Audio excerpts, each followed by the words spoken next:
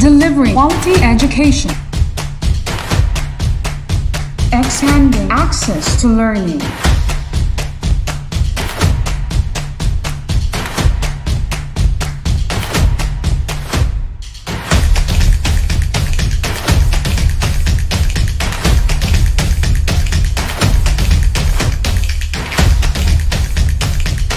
The official TV-based instruction of Tagum City. This is Tagum City Division's DepEd TV Tana.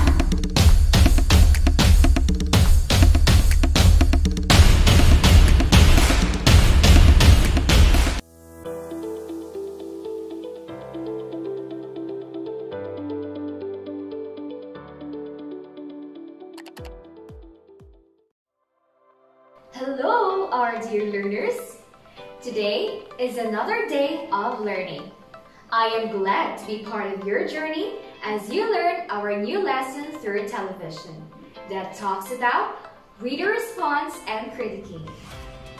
Airing from Tuason TV Eskwela, I am your teacher on air, Teacher Loisley Arpatlan from Jose Tuason Jr. Memorial National High School. Despite the situation brought by this pandemic, together we will cope and learn the most essential competencies in English 10, though we are at home. Without so much ado, let's begin our journey in English 10. So we are now in Quarter 3, Module 3 that discusses about compose an independent critic of a chosen selection.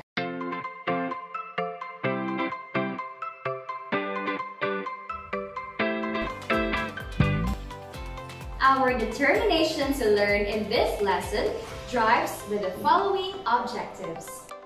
Explain why you like or dislike the chosen selection. Explain whether you agree or disagree with the author. And identify the purpose of the chosen selection. Reader response and critiquing is suggestive that the role of the reader is essential to the meaning of the chosen selection. The purpose of a reading response and critiquing a chosen selection is to examine, explain, and defend your personal reaction to a chosen selection. Critiquing a chosen selection asks you to explore the overall article.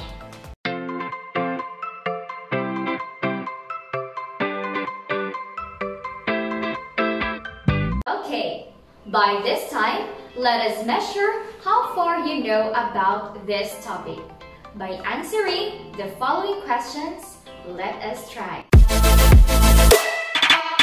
Identify whether the following statements are true or false in composing a critic in a chosen selection. Write the word true on the space provided before the number if you think the statement is true, and write false if you think the statement is false. You will be given 5 seconds to answer each statement. And when you hear the sound, then time is up. Are you ready? Please make sure that you have with your Module 3 self-learning module your pen and a paper. Okay, let's begin. Number 1. It is acceptable to write in composing a critique for a selection that the selection has nothing to do with you. The answer is false. Number 2. Do not give examples on how your views might have changed or have been strengthened by the written selection. The answer is false. Number 3. Use quotes and examples to discuss how the selection agrees or disagrees with what you think about the world and about right and wrong. The answer is true. Number 4. You can write I agree with everything that the author wrote. The answer is false. Number 5. Reading and writing critically is the same thing as criticizing in everyday language. The answer is false. Number 6. Use quotes or examples to illustrate the quality of the selection as art or entertainment. The answer is true. Number 7. Your overall reaction to the selection should be included in composing a critic. The answer is false. Number 8. Whether you would read something similar with the current text, your critiquing should not be included in your composition. The answer is false. Number 9.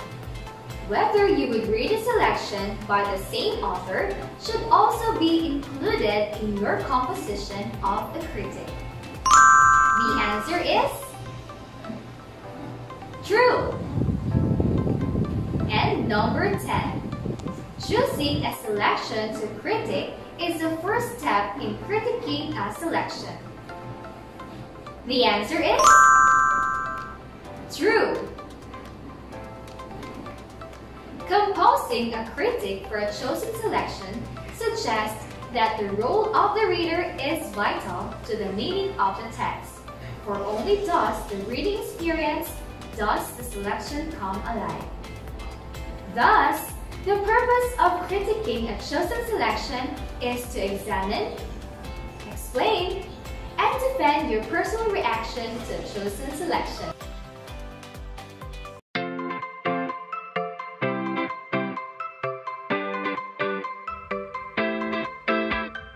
Composing a critic for a chosen selection suggests that the role of the reader is vital to the meaning of the text, for only thus the reading experience does the selection come alive. Thus, the purpose of critiquing a chosen selection is to examine, explain, and defend your personal reaction to a chosen selection. Your critique of a chosen selection allows you to explore, explain why you like or dislike the chosen selection, explicate whether you agree or disagree with the author, identify the purpose of the chosen selection, and compose a critic for the chosen selection. There is no right or wrong answer in critiquing a chosen selection. However, it is pertinent that you demonstrate an understanding of the composition and clearly explain and support your reactions. Do not use the standard approach of just writing. For example, I liked this text because it is cool and the ending made me feel happy. Or, I hated it because it was stupid and had nothing to do with my life and was too negative and boring. In writing a critic, you must assume that the reader has already read the text. Thus, there is no need to summarize the contents of the text at length. Instead, you need to take a systematic, analytical approach to the selection. In composing a critic for a chosen selection, it is fine if you do not like the selection, but you need to criticize it either through principle or form. Principle. For example, consider these questions. Is the selection racist? Does the selection unreasonably put down things such as religion or groups of people such as women or adolescents, conservatives or Democrats, and etc.? Does the selection include factual errors or outright lies? Is it too dark and despairing? Is it falsely positive? form. For example, consider the following questions. Is the selection poorly written? Or is the selection too emotional or too childish? Does it have too many facts or figures? Are there typos or other errors in the selection? Do the ideas wander around without making a point? In each of these cases, do not criticize, but provide examples. Be cautious of criticizing any text as confusing, since readers might simply conclude that you are slow to understand and appreciate it. Let us now proceed to let us practice. Once upon a sunny morning, a man who sat on breakfast nook looked up from his crumbled eggs to see a white unicorn with a golden horn quietly cropping the roses in the garden. The man went up to the bedroom where his wife was still asleep and woke her. "There's a unicorn in the garden," he said, "eating roses." She opened one unfriendly eye and looked at him. "The unicorn is a mythical beast," she said, and turned her back on him. The man walked slowly downstairs and out into the garden. The unicorn was still there. Now he was browsing among the tulips. "Here, unicorn," said the man, and he pulled up a lily and gave it to him. The unicorn ate it gravely, with a high heart, because there was a unicorn in his garden. The man went upstairs and roused his wife again. "The unicorn," he said, "ate a lily." His wife sat up in bed and looked at him coldly. "You are a booby," she said, "and I am going to have you put in the booby hatch." The man, who had never liked the words booby and booby hatch, and who liked them even less on a shiny morning when there was a unicorn in the garden, thought for a moment. As soon as the husband had gone out of the house, the wife got up and dressed as fast as she could. She was very excited, and there was a glow in her eye. She telephoned the police, and she telephoned a psychiatrist. She told them to hurry to her house and bring a straitjacket. When the police and the psychiatrist arrived, they sat down in chairs and looked at her with great interest. "My husband," she said, "saw a unicorn this morning." The police looked at the psychiatrist, and the psychiatrist looked at the police. "He told me it ate a lily," she said. The psychiatrist looked at the police, and the police looked at the psychiatrist. "He told me it had a golden horn in the middle of its forehead," she said. At a solemn signal from the psychiatrist, the police leaped from their chairs and seized the wife. They had a hard time subduing her, for she put up a terrific struggle, but they finally subdued her. Just as they got her into the straitjacket, the husband came back into the house. "Did you tell your wife you saw a unicorn?" asked the police. "Of course not," said the husband. "The unicorn is a mythical beast." "That's all I wanted to know," said the psychiatrist. "Take her away." "I'm sorry, sir, but your wife is as crazy as a jaybird." So they took her away, cursing and screaming, and shut her up in an institution. The husband lived happily ever after. So based on the selection, what do you think is the moral? Yes, you're right. Don't count your boobies until they are hatched. Now that you have listened the selection entitled The Unicorn in the Garden, let us try to answer the following questions.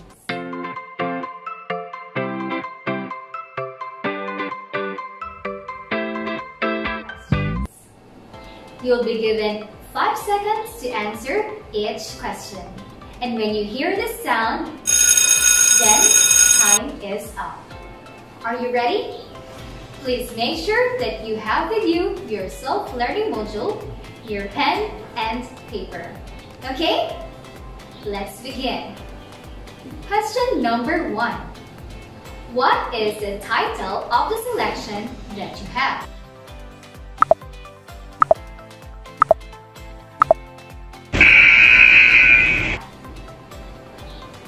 The answer is The Unicorn in the Garden.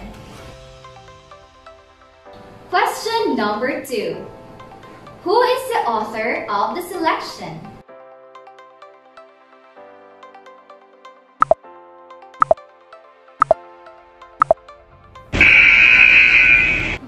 The answer is James Thurber. Question number 3. What is the gist or main idea of the selection?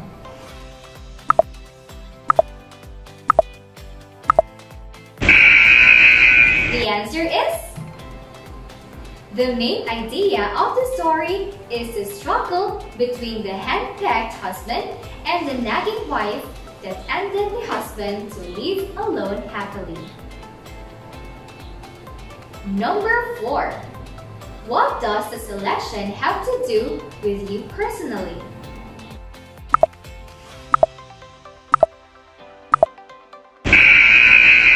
The answer is the selection made me think of who really is the one saying the truth. Or it also made me think that it is not the appropriate way of solving the problem. Do not do unto others if you do not want to do it unto you. The wife wanted her husband to be institutionalized, but at the end, it was she that has placed unto what she wanted to do. Question number 5. Does the selection agree or clash with your view of the world and what you consider right and wrong?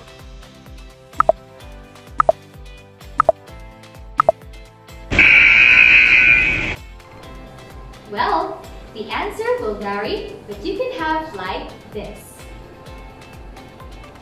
For me, it clashes my view in solving the problem because it is not the proper solution. And in fact, it adds the conflict between husband and wife. Question number 6. What did you learn and how much your views and opinions challenged or changed by this selection?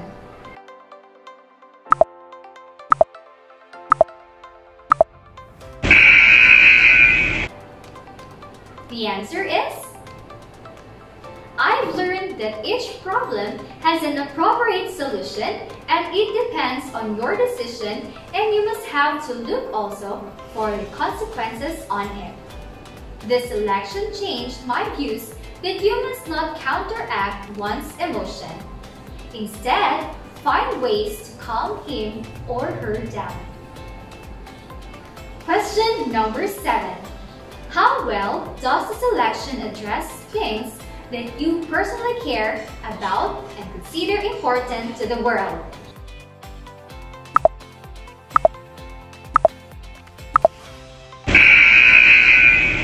The answer is the story made me feel concerned about the importance of one's feelings and action. Each of us has a contribution to this world. Thus, we must have to feel good, positive, and the likes, so we can also have a good contribution influence onto others.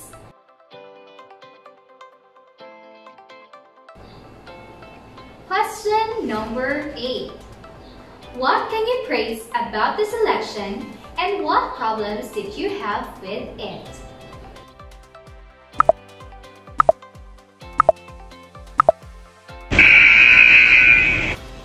The answer is, for me, on the part of the husband and wife, they need somebody to intercede their problems, they need counseling.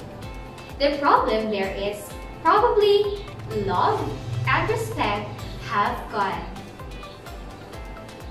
And question number 9. How well did you enjoy the selection as entertainment or as work of art?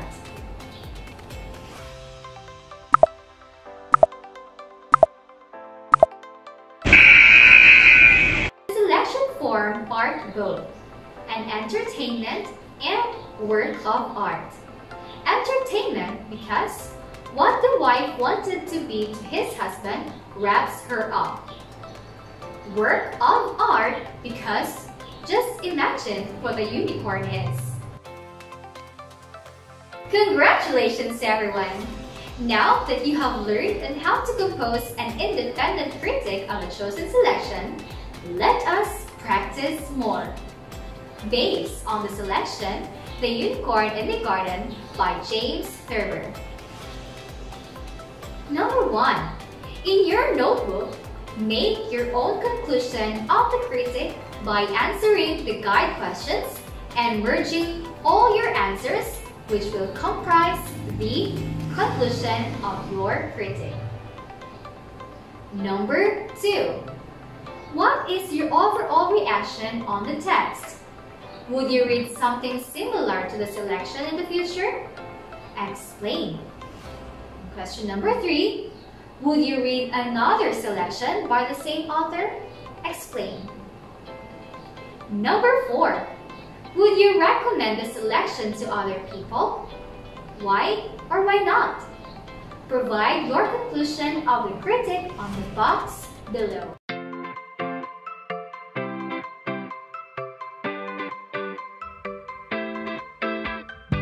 Let us proceed to Let Us Remember. In the composition of a critic of a given selection, the reader or the writer is essential to the meaning of the selection since they bring the selection to life. The purpose of critiquing a chosen selection is to examine, explain, and defend your personal reaction to a selection. When writing a critic, write as an educated writer, addressing other writers appropriately.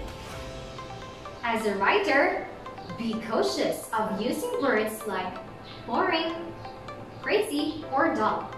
If you compose a critic, base it on the principle and form of the selection itself. The primary challenge of composing a critic is to show how you connect it to the selection. As a point of reflection, let me borrow Brian Herbert's line. The capacity to learn is a gift. The ability to learn is a skill. The willingness to learn is a choice. And that ends our lesson for today. This has been your teacher on air, Teacher Loisley R. Padlan. See you in the next episode, only here at Swasan TV Eskwela. Bye!